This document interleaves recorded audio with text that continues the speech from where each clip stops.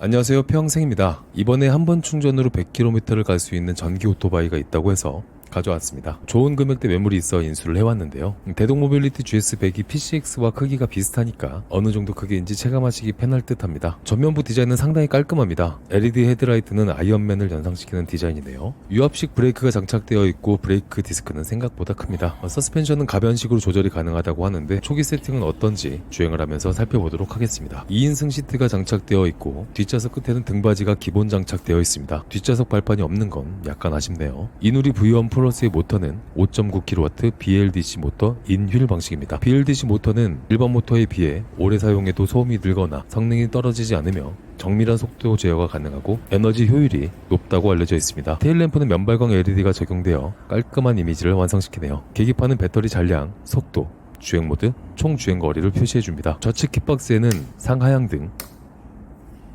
비상등, 깜빡이, 클락션 소리는 이렇습니다. 핸들의 중간에는 봉이 있어 거치대 장착하기 매우 편합니다. 우측 킥박스에는 주간등, 파킹 버튼, 파킹 모드는 스탠드로 세웠을 때 그리고 파킹 버튼을 눌렀을 때 활성화됩니다. 주행 모드는 1단부터 3단까지 총 3단계로 구성되어 있습니다. 후진 버튼을 누른 상태에서 스로틀을 당기면 후진이 됩니다. 저 녹색 버튼은 뭔지 모르겠네요. 하단부에는 USB 컨버터가 있는데 고속 충전이 되는 것 같지는 않네요. 수납함은 500ml 물병을 넣기엔 공간이 약간 부족해 보이네요. 그리고 봉지거리가 있습니다.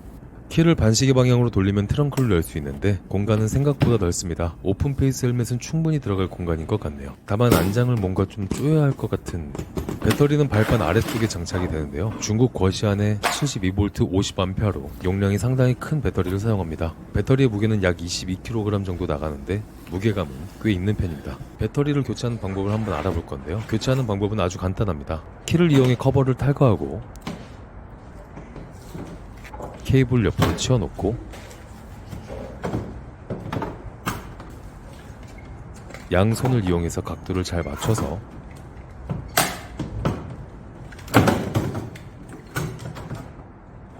넣어주면 됩니다. 간단하긴 한데 손가락 날아가지 않게 조심해서 넣으셔야겠습니다.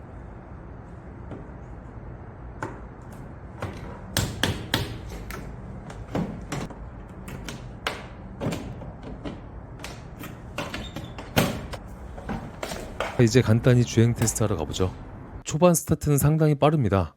팍 튀어나간 느낌도 심하지 않고 매우 경쾌한 느낌의 스타트입니다. 하지만 쇼바의 느낌은 앞뒤 밸런스가 전혀 맞지 않는 느낌인데요. 앞쇼바는 탄력 없이 푹 들어가는 반면 뒷쇼바는 허리에 충격이 그대로 전해질 정도로 단단합니다. 앞뒤 세팅이 이렇게 언밸런스하게 되면 앞바퀴의 접지력을 상실할 수 있으니 세팅은 다시 하는 게 좋을 것 같네요.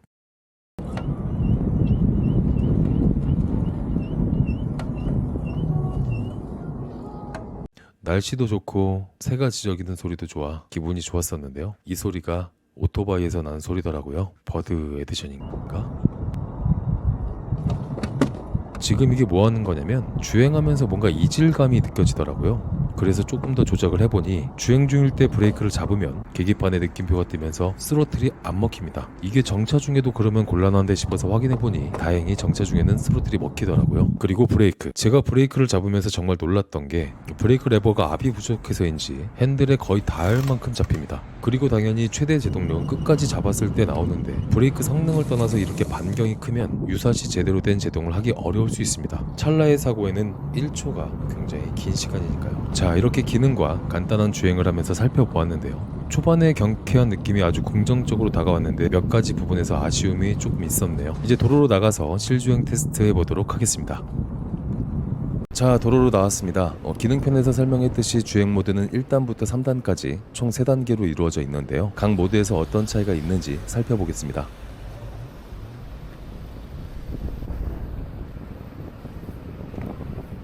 이누리 V1 플러스는 1단에서도 초반 스타트가 상당히 빠른데요. 순식간에 40km를 찍었는데 그 이상으로 속도가 올라가진 않았습니다. 1단과 2단 초반 스타트에서 차이는 크게 느껴지지 않았는데요. 단순 제한 속도의 차이만 있는 것 같네요.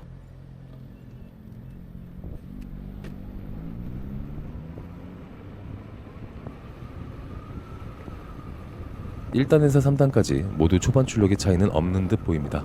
그럼 고속에서 한번 달려볼게요.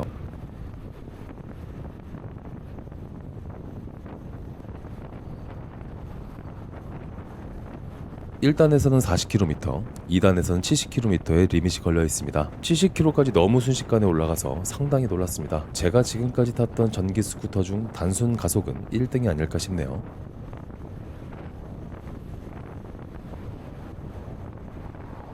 3단에서는 95km까지 순조롭게 가속이 됩니다. 다만 80km가 넘어가면서 핸들이 약간 떨리기 시작을 합니다. 95km까지 속도가 올라갈수록 그 떨림은 조금씩 강도가 세지는데 압쇼버의 영향이지 않을까 예상이 됩니다. 1단은 속도가 너무 안 나오고 2단으로도 초반 토크와 서울 시내 주행은 충분하니 상시 2단으로 주행하시길 추천드립니다. 약간의 오르막에서의 출력은 전혀 부족함이 없었는데요. 다만 브레이크 성능에서 아쉬운 부분이 있어 앞 차량과의 안전거리는 평소보다 충분히 두고 운행을 해야 할 듯합니다. 앞뒤 쇼버 밸런스가 맞지 않는 느낌이라 제동 시의 불안감이 더 증가하는 듯 했습니다. 지금은 노면이 좋은 곳에서 운행하고 있지만 노면이 좋지 않은 곳에서는 하체 충격이 꽤나 세게 느껴집니다. 단순 가속만 두고 보면 발군의 성능을 보여주는 모델입니다. 이동수단은 달리기보다 더 중요한 부분들이 있죠. 브레이크와 하체 밸런스만 잘 잡힌다면 상당히 좋은 전기 오토바이가 되지 않을까 예상이 되네요. 이제 오르막 테스트하러 가보죠. 자, 오르막 테스트하러 왔습니다. 추천해주신 오르막들 빨리 다녀와야 하는데 최근 일이 너무 많아서 못 가고 있네요. 빨리 더 열심히 다녀볼게요. 1단부터 3단 그리고 후진까지 테스트할 예정입니다. 우선 1단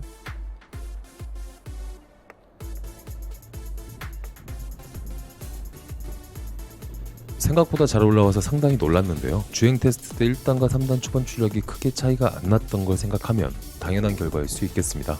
이번엔 2단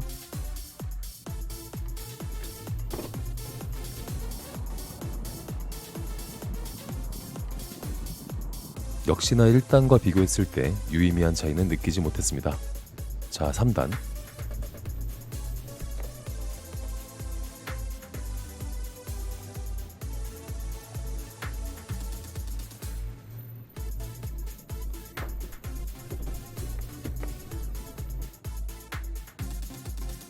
멈췄다가 출발해도 잘 올라가는 모습이네요. 다만 GS100은 뒤에서 밀어주듯 땅을 끌고 올라가는 느낌이었다면 이누리 V1 플러스는 억지로 쥐어짜는 느낌을 받았어요. 이런 오르막을 자주 오르내리면 모터가 잘 버텨줄 수 있을지는 미지수네요. 마지막으로 후진. 내리막에서 정차한 뒤에 후진하면 힘은 전혀 받지 못하고 평지에서 후진을 시작해도 경사를 만나면 멈춥니다.